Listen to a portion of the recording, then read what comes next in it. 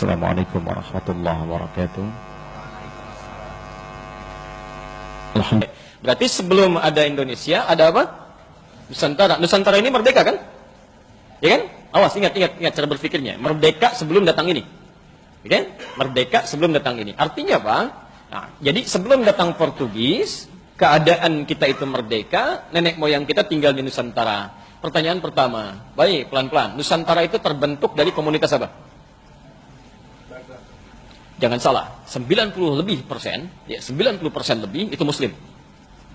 Cek ya, awas, hati-hati, pelan-pelan. Kan kita mau bicara tentang peran umat Islam. 90% lebih, kita ambil 90% itu Muslim. Buktinya gampang, silahkan cek. Ya, dari Sabang sampai Merauke, dari Aceh sampai ke pulau paling ujung, ya, bahkan ke Maluku. Kenapa disebut Maluku? Dari kata muluk. Muluk itu dari kata Malik. Malik itu kerajaan-kerajaan, kesultanan-kesultanan, diambil dari bahasa Arab. Ada Bacan, Ternate, Tidore, Ambon, dan sebagainya. Artinya Islam semua. Islam, ya. 90% lebih Islam. Selebihnya sedikit Hindu, ada Hindu. Pelan-pelan. Sedikit Buddha, sedikit saja, ya. Baik. Kemudian animisme, selebihnya. Animisme. 90% lebih Muslim. Ada apa lagi kira-kira? Nggak ada. Nggak ada, tapi bagus pertanyaannya, kapan Kristen datang? Silahkan Anda cek. Di semua buku-buku sejarah tidak pernah disebutkan kapan Kristen datang. Tapi Anda akan temukan, kita objektif ya dengan pandangan ilmiah ya, kita tidak membahas agama tertentu dan sebagainya, kita sedang bahas sejarah. Anda akan lihat sejarah Islam datang ke Nusantara. Sejarah Hindu ada di Nusantara, sejarah Buddha ada di Nusantara, tapi tidak pernah ada buku sampai hari ini membahas kapan Kristen datang ke Nusantara. Sampai muncul saat ini. Ya. Nanti ada pertanyaan besar, nanti kita akan temukan di akhir. Nah, sekarang kalau pertanyaannya, kapan Kristen ada? Ya? Kemudian, pelan-pelan, apakah hanya 3 atau 4 ini saja kepercayaan yang muncul? Benar. Jadi, saat hidup dalam keadaan 90% Muslim, ada Hindunya, ada Buddhanya, ada animismenya, ternyata merdeka Nusantara, nggak ada masalah. Artinya apa? Artinya, mohon maaf, ketika umat Islam mendominasi dalam skup kerajaan, pemerintahan dan sebagainya, keamanan, kedamaian itu luar biasa, nggak ada masalah, nggak ada ribut-ribut, ya. Dengan Hindu kompak, dengan Buddha kompak, nggak ada masalah, silahkan cek. Jangankan yang di Nusantara, yang di Goa saja, ya, di Goa Kekaisaran Sultan Mahmud, yaitu yang kompak dengan arah ke India, ada Buddhanya, itu perdagangan biasa, nggak ada masalah. Ya, saling terbuka saja, saling menghormati antar kepercayaan dan bisa nyaman ya dalam kehidupan bermasyarakat. Yang jadi persoalan ketika datang Portugis tahun 1511. Pertanyaan pertama, jangan berhenti sampai Portugis. Ini siapa Portugis ini? Dari mana mereka bisa datang? Siapa yang menyuruh mereka datang ke sini? Dapat dari mana informasinya? Nah, kita telusuri dulu sampai kita ketemu nanti aspek-aspek yang menjadikan banyak hal yang nanti berpengaruh dalam kehidupan berbangsa dan bertanah air kita sampai hari ini. Portugis datang tahun 1511 itu bukan tiba-tiba datang, Bapak Ibu sekalian. Itu ada asal-muasalnya. Ya. Dimulai dari tahun 1494 terjadi satu perjanjian yang disebut dengan perjanjian Tordesillas. Ya, Tordesillas.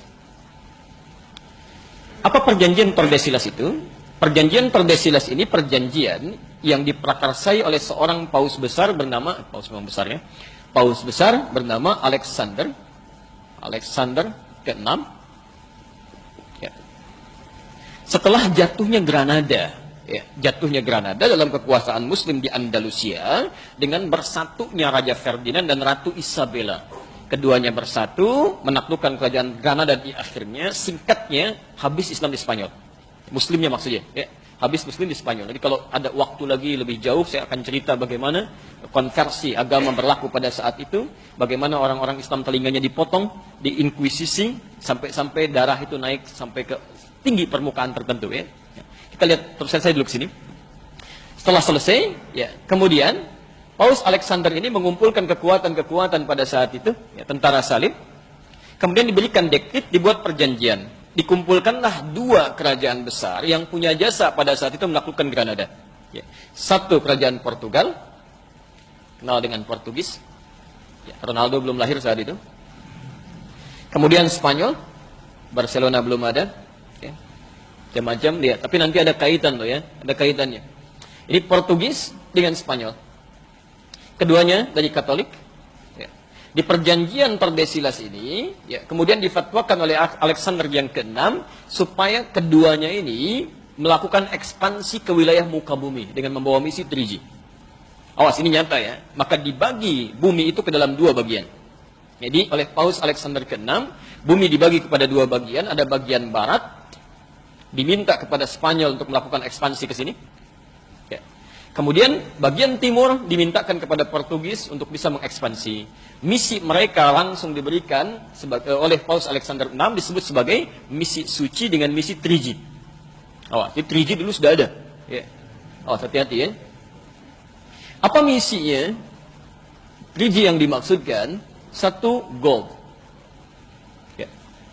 Awas, mencari emas, cari pemasukan, kan? Kalau ke kita nanti nyari rempah-rempah, ya.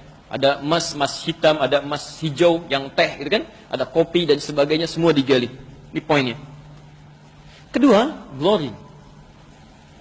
Hati-hati, dia berekspansi. Menyebarkan ajaran, menyebarkan wilayah, ya, mencaplok dan sebagainya. Jadi misinya ini hati-hati ya.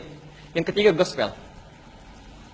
Ini gospel, membawa misi Katolik. Ya.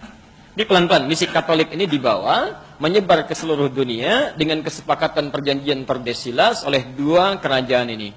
Di ketika Portugis datang ke Nusantara pada tahun 1511, ini puncak 3G ini memang dibawa tiga-tiganya. Ya. Pelan-pelan.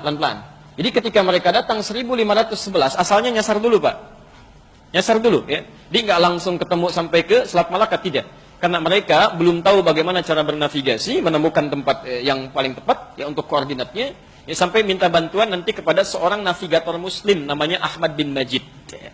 Karena tidak tahu ekspedisi apa yang akan dilakukan, di-hire Ahmad bin Majid ini diminta untuk menunjukkan daerah, sampai kemudian tibalah kemudian di Goa. Di Goa ini diketahui bahwa pusat rempah-rempah ternyata bukan dari Goa, bukan dari India. Ini cuma transit saja. Ya.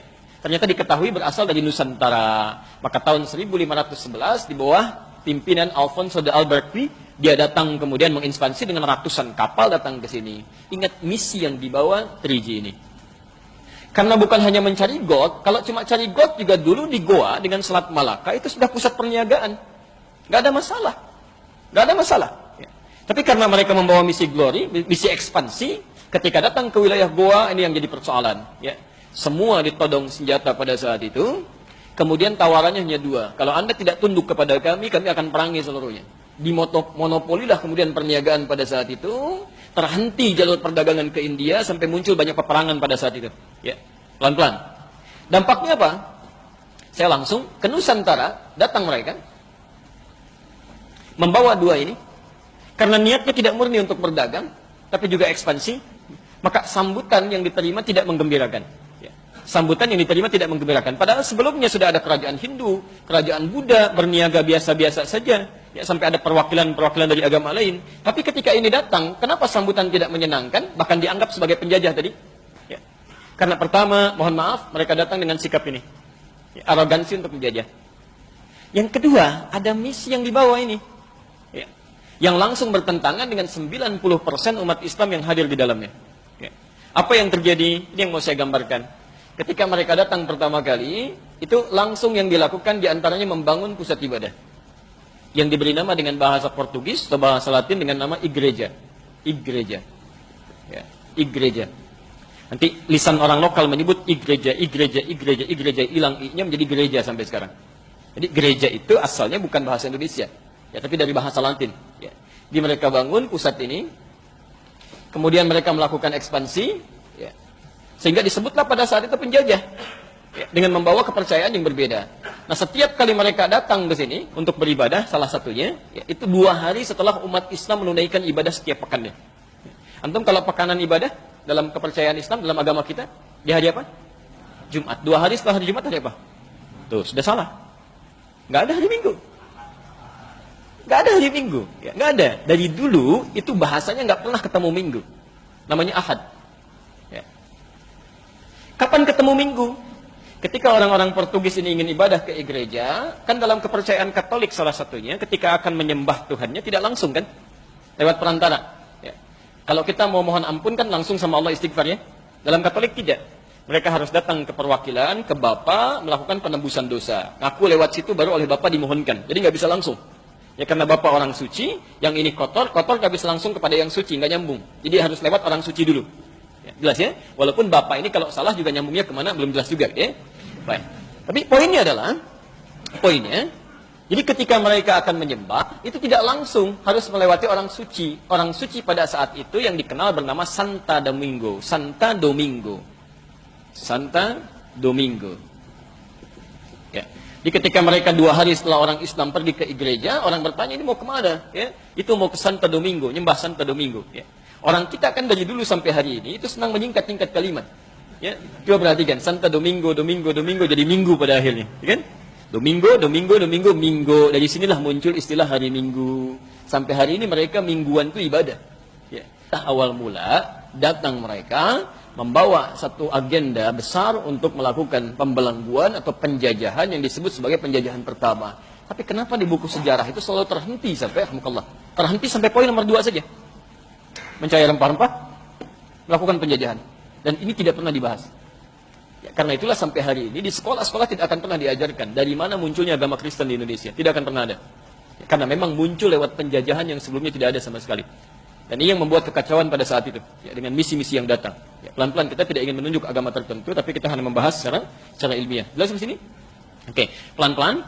Ini datang sampai kemudian ketika mereka menguasai beberapa tempat, ada paksaan-paksaan. Karena misinya gospel, di gospel itu kan, mengembalikan domba-domba yang tersesat. Ya, hati-hati itu. Jadi antum ini domba-domba nih, kalau masih tersesat gitu ya, harus dikembalikan ya, balikan ke kandangnya, walaupun kejauhan.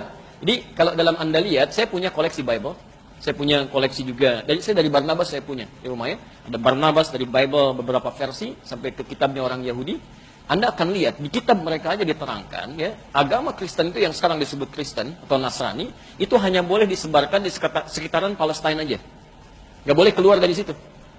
Jadi kalau nyampe ke Indonesia itu kejauhan, harusnya di situ aja, nggak boleh keluar.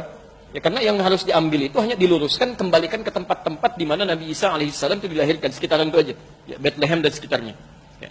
Yang jadi persoalan sekarang, ketika datang karena punya misi tadi, maka mulai ngajak-ngajak, tidak cuma sekedar ngajak. Ya, ada yang dipaksa, ada yang kemudian jadikan budak, ada yang diajak ke gereja. Dalam bahasa Arab, gereja disebut dengan kanisa. Dan orang tua kita dulu sebelum ada Indonesia, itu terbiasa dengan bahasa Arab. Ya, terbiasa. Karena sistem yang digunakan, mereka belajar dari Mekah, guru-guru pada datang dan sebagainya. Dan bahasa Arab sudah familiar pada saat itu, termasuk dengan bahasa Melayunya. Maka, ulama-ulama kita pada saat itu, termasuk nanti sampai zamannya Kiai Haji Muhammad Hashim Asy'ari, memberikan fatwa tentang fenomena yang muncul pada saat itu. Yang paling gampang, saya tunjukkan bukti yang paling ilmiah.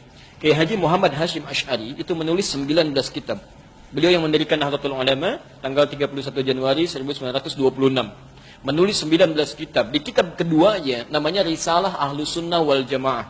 Antum buka halaman ke-14, posisi paling kanan, paragraf pertama, baris 1 sampai dengan baris yang kelima. Ya. Oh, hati-hati ya, namanya Risalah Ahlus Sunnah wal Jamaah. Dan ditulis dalam bahasa Arab. Ahlus Sunnah wal Jamaah. Sebelumnya di halaman 99, beliau memberikan prolog. Halaman 9 posisi paling kiri, sebelah atas, diberikan bab. Faslun, kata beliau, fasal. Awwalu zuhuril bid'ah fi ardi Jawa. Tentang awal kemunculan bid'ah di tanah Jawa. Bid'ah yang disebutkan di sini bukan masalah fikih, tapi akidah. Kepercayaan menyimpang, wantisyaruha dan penyebarannya di pelosok Jawa, wal mubtadi'in dan tokoh-tokohnya. Di halaman ke-14 ya posisi paling kanan paling atas disebutkan, mohon maaf ya, wa minhum dan diantara mereka ada orang-orang yang ikut-ikutan ke kanisa, ilal kanais, ke gereja. Ada fatwa keluar, ya, sudah ikut-ikutan. Bahkan kata beliau, ya mukillah, mengenakan pakaian bizayyihim dengan pakaian-pakaian khas mereka, ya. Ada yang pakai topi, ada macam-macam dan sebagainya. Ada yang di bawah. Itu langsung diberikan fatwa. Kata beliau dengan sangat tegas sekali kalimatnya. Sangat tegas ya, itu tidak diperkenankan kata beliau, haram dan menyerupai orang kafir. Keluar fatwanya. Ya. Nah ini maksud saya ingin sampaikan bahwa ulama-ulama yang merespon nanti ketika melawan penjajahan ini, motifnya bukan hanya sekedar ingin mengambil makna nasionalisme, bukan. Ya. Orientasi para ulama dulu, selain ingin mendapatkan kemerdekaan, tapi poin utamanya untuk ibadah. Ya, karena Allah. Ingat, Masih ingat perbedaan dulu yang saya sampaikan? Beda orang Islam dengan non-Muslim, semua aktivitasnya mesti menjadi ibadah. Makannya ibadah, minumnya ibadah. Termasuk para ulama dulu motivasinya menyerang orang-orang ini, mempertahankan izzat, itu bukan cuma sekedar membela sampai menghadirkan Indonesia, bukan. Tapi motivasinya bagaimana beribadah kepada Allah Subhanahu wa taala. Karena itu akidah dia jaga, kan perjuangan fisik dia kemudian lakukan dan seterusnya. Sampai kemudian datanglah persaingan. Ya. Mulanya datang Prancis sampai kemudian Spanyol yang paling kuat. Hati-hati, materi ini sangat penting ya. Ya, sangat penting. Saking pentingnya nggak bisa dihapus tuh, agak susah. Ya. Baik. 1521 Miguel Hans ya datang membawa pasukan Spanyol. Pasukan Spanyol tadi masih ingat ditugaskan kemana? Oleh Alexander ke barat. Cuman di barat gak ada apa-apa, kosong. Ya, Amerika belum ditemukan, gak ada macam-macam, kosong. Jadi dia merasa gak ada sesuatu yang didapatkan. Akhirnya melihat perkembangan Alfonso yang ada di timur, kok bagus nih, prospeknya bagus, maka diikuti. Maka dia masuk lewat Kepulauan Sulu yang sekarang bagian Filipina bagian selatan itu. Ya, pada tahun 1521. Filipina juga dulu Muslim. Ya, antum harus tahu artinya Mindanao itu apa. Ya, ada Mindanao, Islamabad. Orang cuma tahu kalimat-kalimat apa. Istanbul, itu kan kota Islam. Ya, kota Islam Madani, kan? Jadi kerajaan-kerajaan Islam itu sudah berkembang di sekitaran-sekitaran itu. Ya. Spanyol masuk, kan? Kemudian melakukan penjajahan di situ. Nah ini Portugis merasa ada ancaman, khawatir ada persaingan di situ, maka kemudian dia membuat benteng-benteng di sekitaran tepian pantai, termasuk juga benteng daerah Sunda Kelapa. Maka dibangunlah kemudian benteng besar di situ, kan? Di kisaran tahun 1521 ketika dia datang, Alfonso datang, ya pelan-pelan. Miguel Hans langsung saya datang ke sini 1521 mereka bangun kemudian benteng besar di Sunda Kelapa. Sekarang Sunda Kelapa daerah mana? Jakarta. Tahu dari mana Jakarta? Dulu Jakarta nggak ada. Disebutnya Sunda Kelapa. Ya, dalam proses itu kemudian apa yang terjadi? Karena sudah mulai datang ke daerah sini, ya, pelan-pelan, membawa misi-misi yang tadi juga, orang dipaksa bikin benteng, akidah sudah dihancurkan, merampas macam-macam, maka kalau Anda baca sejarah, daerah Sunda Kelapa ini, bukankah perpanjangan dari mulai ke Banten, sampai ke Cirebon, sampai Pajajaran kan? Baik, penguasa saat itu siapa? Hati-hati, kekuasaan pada saat itu bukan cuma Siliwangi, cucunya yang pegang. Ya. Prabu Siliwangi kan nama aslinya Pamanah Rasa, kan? Pamanah Rasa itu menikah dengan siapa? Antum apa yang dibaca? Jadi Prabu Siliwangi itu namanya Pamanah Rasa. Dia penguasa kerajaan Pajajaran sampai luar biasa luas kekuasaannya ya, dari ujung wilayah Banten sampai ke Ciamis sana sampai nyebrang lagi hampir ke Jawa sana. Ya, itu Masya Allah, beliau seorang Hindu asalnya. Tapi ketika kemudian melihat-lihat ya, keadaan-keadaan wilayahnya sampai ke daerah Karawang, ditemukan seorang perempuan cantik luar biasa, bersih, tertutup auratnya beda dengan perempuan Hindu yang lainnya. Ya, siapa dia? Dikenal dengan Nyai Subang Larang. Sedang membacakan ayat-ayat yang tidak pernah didengar sebelumnya. Ya, ternyata sedang baca Quran. Nyai Subang Larang itu murid seorang syekh besar yang baru pulang dari Mekah. Mekah disebut dengan Ummul Qura, dikenal dengan Syekh Qura. Syekh Qura itu nama aslinya Syekh Hasanuddin. Belajar dari situ, ketika melihat jatuh cinta ingin menikah. Disyaratkan kalau ingin menikah dengan saya, Anda harus masuk Islam. Masya Allah, ibu deh ya. Ibu seorang perempuan, ditaksir seorang raja, itu kan? Yang apa saja bisa dilakukan, tapi dia dengan imannya bisa mengatakan, kalau ingin nikah dengan saya, masuk Islam. Terbayang nggak? Ya? Ada raja, punya kekuasaan, datang ke rakyatnya, kata rakyatnya, mau nikah dengan saya, masuk Islam. Bagaimana iman itu bisa dipegang dengan kuat? Ya. Maka saya persingkat, menikah dengan Nyai Subang Larang, dia masuk Islam, punya anak, tahun 1423, lahir anak pertama, diberi nama Walang Sungsang. Ya. Walang Sungsang. Itu dulu biasanya orang-orang dulu, itu memberi nama anak-anaknya sebagian dari pengaruh animisme dengan nama-nama binatang. Ya persis di tahun-tahun jahiliyah dulu kan. Ada yang diberi nama Khimar, Usama, kan? Asad itu kan si singa, si keledai, macam-macam dan sebagainya. Oke, 1426 lahir adiknya perempuan diberi nama Rara Santang. Rara Santang. Itu 426. Kemudian 1427 tahun kemudian lahir lagi adiknya bernama Raja Sengara. Raja ya, Sengara. Baik. Begitu lahir langsung melotot mungkin ya, agak sangar. 1427. Nah, yang lebih singkat lagi kemudian ini seluruhnya masuk Islam. Ketika masuk Islam kemudian hijrah ke Mekah untuk berhaji, Walang Sungsang dengan adiknya dulu Rara Santang ini tinggal. Ya. Ketika hijrah ke Mekah itulah berganti nama, walangsung sang berubah menjadi Abdullah Iman. Abdullah Iman. Sementara Rara Santang berubah nama menjadi, Syarifah Mudaim. Syarifah Mudaim.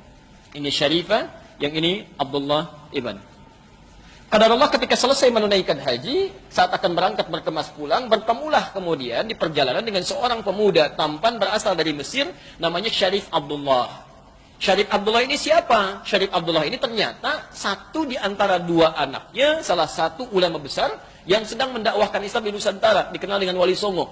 Ada yang dari Mesir namanya Ahmad Jumadil Kubra. Ahmad Jumadil Kubra punya dua orang anak. Satu yang ada di Nusantara di bawah bernama Maulana Ishaq. Dari Maulana Ishaq ini nanti turun ke Haji Ahmad Dahlan dengan ke Haji Muhammad Hashim Asy'ari, ya, nanti kita di akhir kalau mau bacakan nasabnya. Kemudian dari satu lagi bernama Syarif Abdullah yang tidak diajak ke Nusantara, tapi sedang sibuk kemudian dia belajar sampai menunaikan haji ke Mekah. Di Mekah inilah bertemu dengan Syarifah Mudaim, jatuh cinta ke sini, minta izin menikah, dinikahkan kemudian oleh kakaknya, diboyong ke Mesir. Di Mesirlah berumah tangga sampai selama 20 tahun, lahir anak diberi nama Syarif Hidayatullah.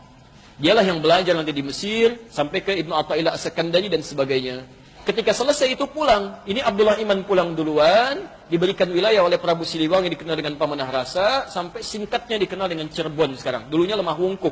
Ya, cuma dia satukan, ada dua riwayat di situ, ada orang yang senang mengambil udang rebon itu, ya, sehingga dicampur dengan air disebut dengan Cirebon.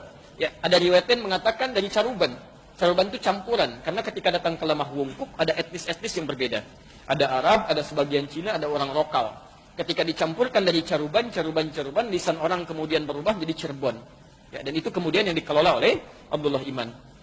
Setelah 20 tahun Syarif Hidayatullah pulang, saat pulang bertemu kakeknya, sedang berada di Gunung Jati. Maka singkatnya diberikanlah kemudian kewenangan untuk mengatur dari Gunung Jati. Maka dikenal dengan Sunan Gunung Jati. Ya, nanti punya dua orang anak perempuannya dinikahkan dengan panglima besar, hebat, luar biasa, dan soleh dekat dengan Allah. Dikenal dengan Fathullah. Lisan orang kita menyebut dengan Fatahillah, nanti Portugis yang akan menyebut dengan Faletehan.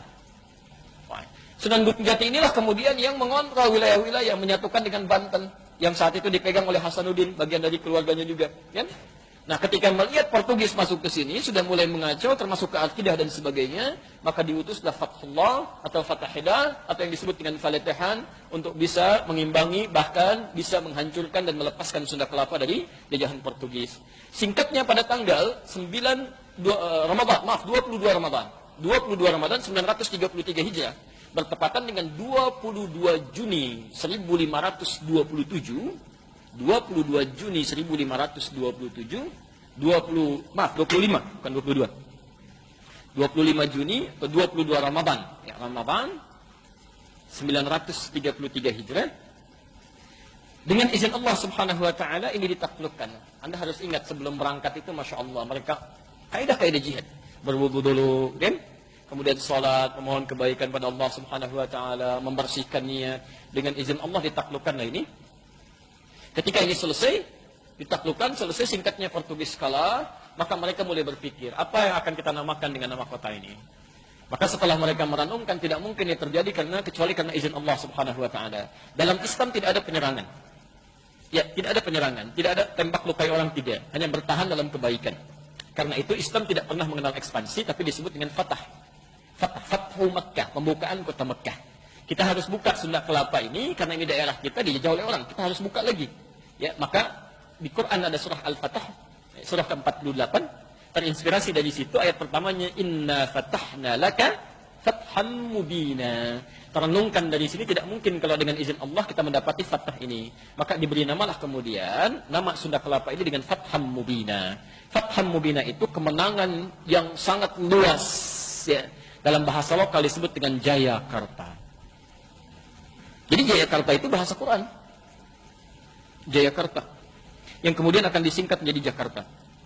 Kemudian hari. Sampai hari ini, ulang tahun Jakarta, sampai hari ini sebagai syukur nikmatnya itu dilekatkan pada tanggal ini. Ya.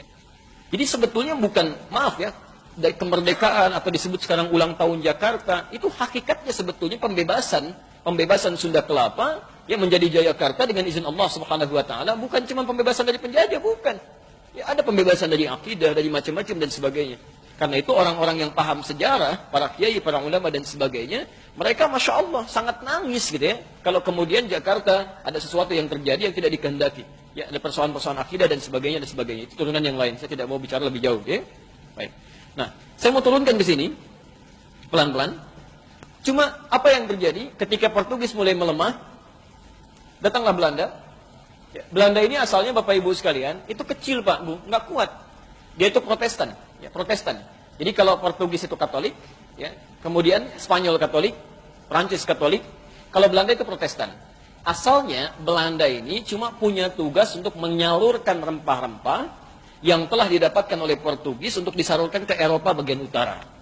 Hanya nanti dalam satu perjanjian di kisaran tahun 1638 ada satu perjanjian, ya. Perjanjian ini nanti membebaskan mereka ya, dari jajahan Prancis pada saat itu ya, dan Spanyol. Jadi Belanda itu pernah dijajah Spanyol Pak, Bu. Ya, pernah dijajah Spanyol, pernah dijajah Spanyol. Jadi Protestan dijajah oleh Katolik. Ya. Di Katolik menginginkan gak ada Protestan di wilayah itu, sementara Protestan bertahan dari penjajahan Katolik pada saat itu. Ya. Nah, ketika ada perjanjian ini, maka disepakati semua mesti mundur, ya kan? Nah, berjayalah Belanda. Ternyata mereka beberapa tahun sebelumnya sudah menyiapkan dan sudah memulai ya, mengirimkan beberapa pasukan-pasukan untuk meneruskan misi Portugis. Sekiranya ini sudah mulai melemah, ya, maaf, hilang pengaruhnya dan mereka bisa masuk. Maka secara singkat tahun 1619 sebelum terjadinya ini itu sudah dikirimkan beberapa pasukan-pasukan masuk ke wilayah sini yang mereka ganti namanya menjadi Batavia dan kemudian mendirikan VOC ya, untuk serikat dagangnya.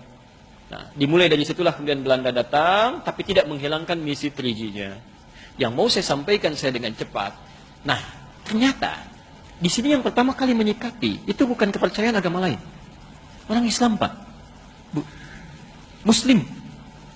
Maka mereka mulai merenung semua stakeholder yang di luar, yang di dalam dan sebagainya, yang di Mekah, yang di Eropa. Ya, kita harus bebaskan ini. Nggak mungkin semua sampai terbelenggu mau sampai kapan. Dan tidak mungkin kita bisa melawan mereka dengan persenjataan yang sangat canggih, kekuatan yang sangat lengkap dan sebagainya, kecuali dengan yang lebih canggih lagi.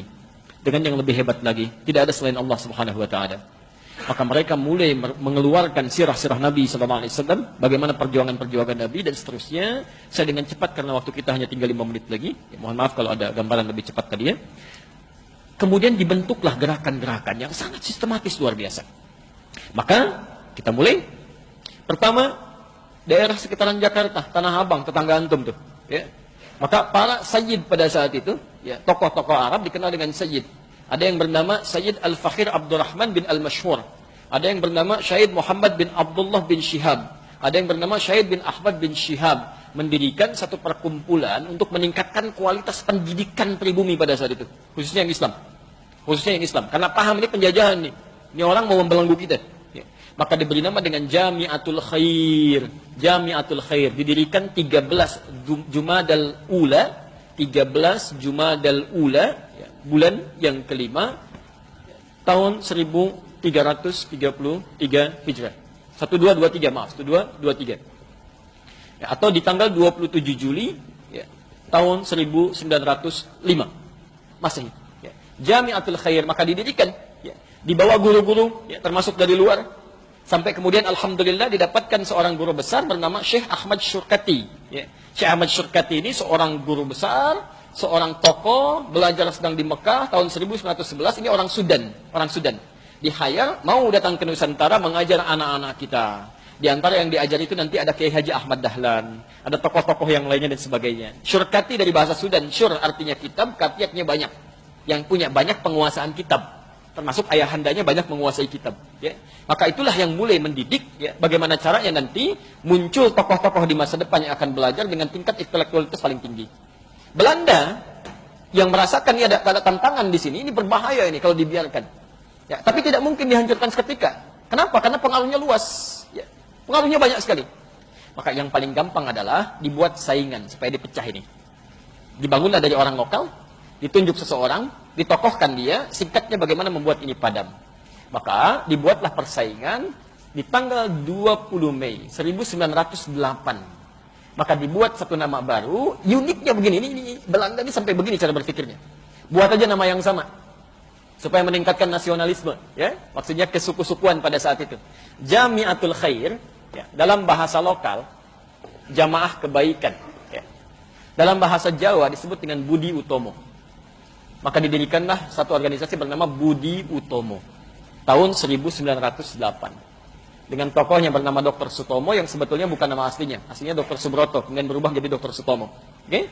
Di Bung Tomo itu kemudian dipilih, ditetapkan, sebetulnya asalnya itu bikinan Belanda atas usulan dari Praja Serang yang pada saat itu diusulkan harus dibikin seperti ini. Ya, dibuatlah, ini akan menggemparkan barangkali sebagian informasi yang muncul. Tapi nanti saya tunjukkan di mana informasi ini berada dengan bukti yang sangat ilmiah. Ya. Maka diciptakan ini untuk menghambat perkembangan Jamiatul Khair, termasuk menghilangkan isu-isu nasionalisme untuk membentuk kesatuan kemerdekaan. Maka setiap turunan dari sini muncul 1911, ya. Kemudian Syarikat Islam, asalnya Syarikat Dagang Islam, dipelopori oleh Kiai Haji Samanhudi. Yang diteruskan nanti kemudian dengan munculnya HOS Cokro Aminoto. Asalnya Cokro Aminoto, cuman setelah menunaikan haji, Umar Said tambah haji. Haji Umar Said Cokro Aminoto. Ya? Jadi secara bersamaan, ada yang di Jakarta, ada yang di Surakarta Samanhudi, ada yang di Surabaya, HOS Cokro Aminoto. Ya kan? Ini semua bergerak bersamaan, dan sekali lagi takut Belanda. Takut ini kalau berkembang luas di bahaya pergerakan ekonomi ini. Dikhawatirkan seperti terjadi revolusi Cina yang terjadi tahun 1911 diprakarsai oleh Dr. Sun Yat-sen. Ya, mereka bisa berhasil karena ditopang oleh Cina Muslim, Pak. Ya, Cina itu dulu, ya. Cuma sekarang sejarahnya dirubah. Kalau antum lihat film-film revolusi Cina itu, ya, itu yang ada Donnie Yen dan sebagainya, gitu kan? Yang kemarin beberapa pekan lalu ditayangkan itu sudah berubah itu. Yang ditampilkan baratnya, ya, bukan sisi kebaikannya. Nah, ini mereka khawatir, maka dibuatlah saingan Syarikat Dagang Islamiyah. Ya. Jadi yang ini dibuat Budi Utomo, yang sana dibuat Syarikat Dagang Islamiyah. Tapi ternyata dengan izin Allah, siapa yang tulus itu yang langgeng.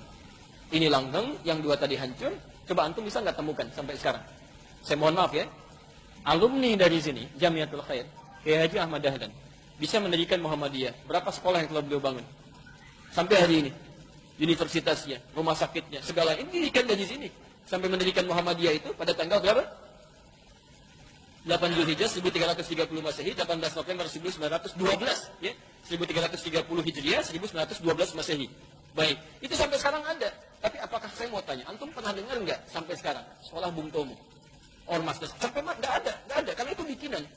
Dan yang paling menarik, dalam setiap konferensi Yong Java dan sebagainya, itu selalu mengatakan tidak boleh ada persatuan, nggak ada bangsa Indonesia. Kalimat bangsa Indonesia itu dibawa oleh orang-orang alumni sini. Dan termasuk yang paling menarik, salah satu muridnya, Haji Umar Said Cokro Aminoto adalah Insinyur Soekarno. Itulah yang dilatih oleh Soekarno. Dilatih oleh Cokro Aminoto, bagaimana cara berorasi, bagaimana cara memetakan dan sebagainya, sampai dengan singkatnya, diraihlah kemerdekaan itu. Tidak banyak orang tahu bahwa Jalan Pegangsaan Timur nomor 56 itu, ketika akan melakukan satu hal yang sangat dicatat dalam sejarah yang disebut dengan proklamasi itu, rumah itu diwakafkan oleh orang Islam, orang Arab, keturunan Yaman, yang kemudian oleh Bung Karno diberikan penghargaan, langsung nulis surat langsung ditandatangani oleh beliau sendiri. Itu orang Islam yang punya, yang sekarang jadi Gedung Merdeka itu, ya, seterusnya. Itu orang Islam yang punya, diwakafkan sampai diberikan madu Bung Karno sebelum beliau proklamasi dan setelahnya. Ya. Jadi kalau Anda bertanya kemudian, bagaimana sikap seorang Muslim dalam menyikapi kemerdekaan ini, kita kembalikan. Ya.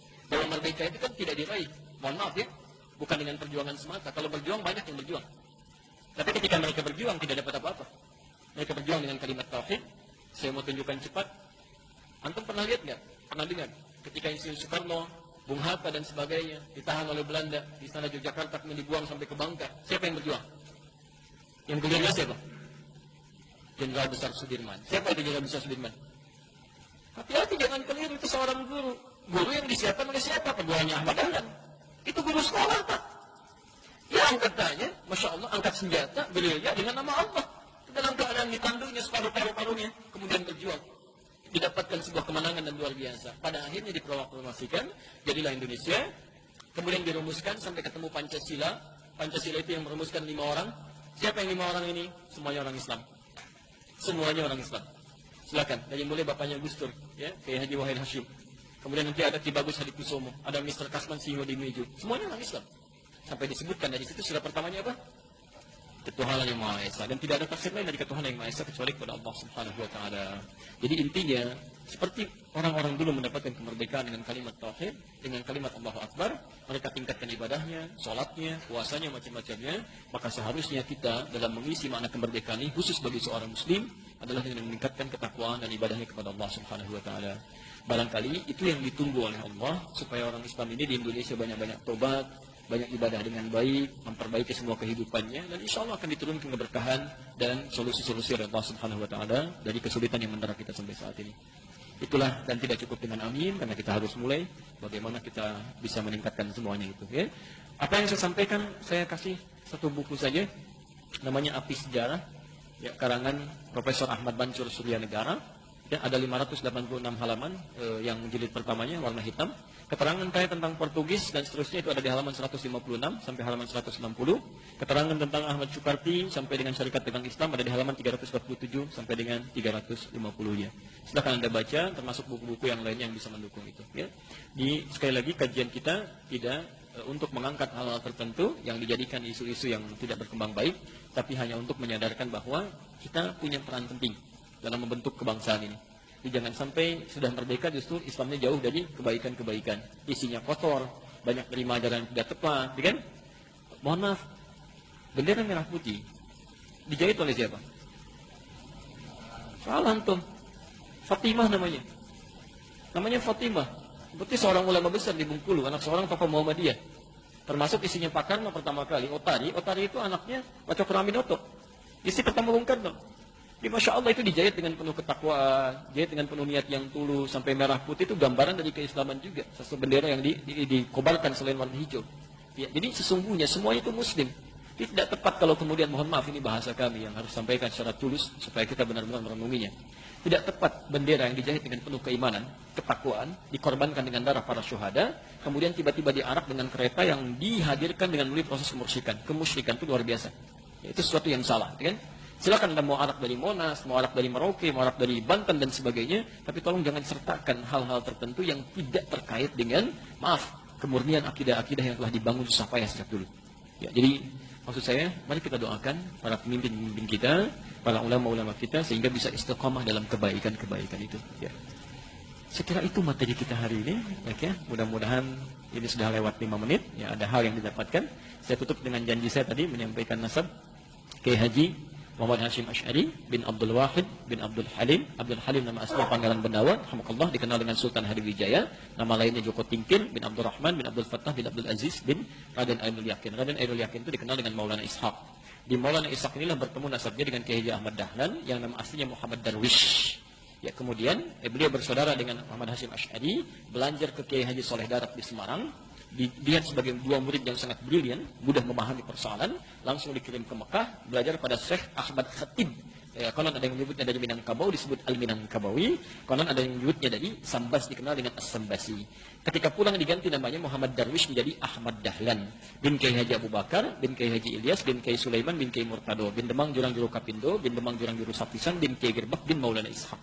Siapa Maulana Ishaq ini? Tadi anaknya Ahmad Jumadil Kubra. Anaknya Ahmad Jumadil Al-Kabir, anak Ali Zainal Abidin, anak Ali Zainal Al-Kabir, keturunan dari Husain, Husain adiknya Hasan, Hasan putranya Ali bin Abi Thalib, suaminya Fatimah, Fatimah putri Muhammad SAW, bin Abdullah, bin Abdul Muttalib, bin Hashim, bin Abdul Manaf, bin Qusay, bin Murrah, bin Kilab, bin Ka'ab, bin Ghalib, bin Fihr, bin Malik, bin Madar, bin Kinana, bin Khuzaimah, bin Mudrikah, bin Ilyas alaihissalam, bin Nizar, bin Mudar, bin Ma'ad, bin Adnan, bin Adli, bin Adri, bin Muqawwam, bin Nahur, bin Tarih, bin Ya'rub, bin Yasjub, bin Nabit, bin Ismail alaihissalam, bin Ibrahim alaihissalam, bin Azar bin Nahur, bin Abil bin Kinan bin Al-Fakhshad bin Sam bin Nuh alaihissalam, bin Mikhlail bin Matusyarah bin Kinan bin Anwas bin Tif bin Adam alaihissalam. Semuanya jelas, tokoh-tokoh kita jelas, tersambung sampai Nabi Muhammad. Cuman barangkali kitanya yang belum jelas sampai hari ini. Baik ya? Nah, jelas surah ini? Nah, kalau jelas seperti biasa kita bacakan Quran surah Al-Maidah ayat 101. Ya ayyuhalladzina amanu, hai orang-orang masih merasa punya iman, la tas'alu an asya'a in tubdalakum tasukum. Kalau uraian sudah jelas disampaikan, jangan banyak ditanyakan, khawatir pertanyaan itu menjadikan uraian jelas semakin tidak jelas nantinya. Baik, jelas sekali lagi? Nah, ada pertanyaan? Nah, sebelum ditutup, izin menyampaikan informasi.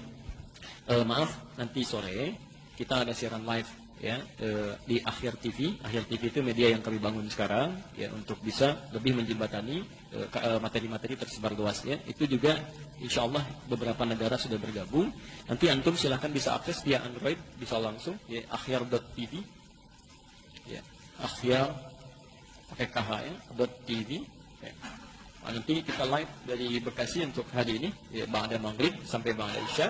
Itu ada materi tentang tuntunan praktis Idul Adha atau bulan Dzulhijjah dalam Al-Quran dan Sunnah Rasulullah SAW. Ya.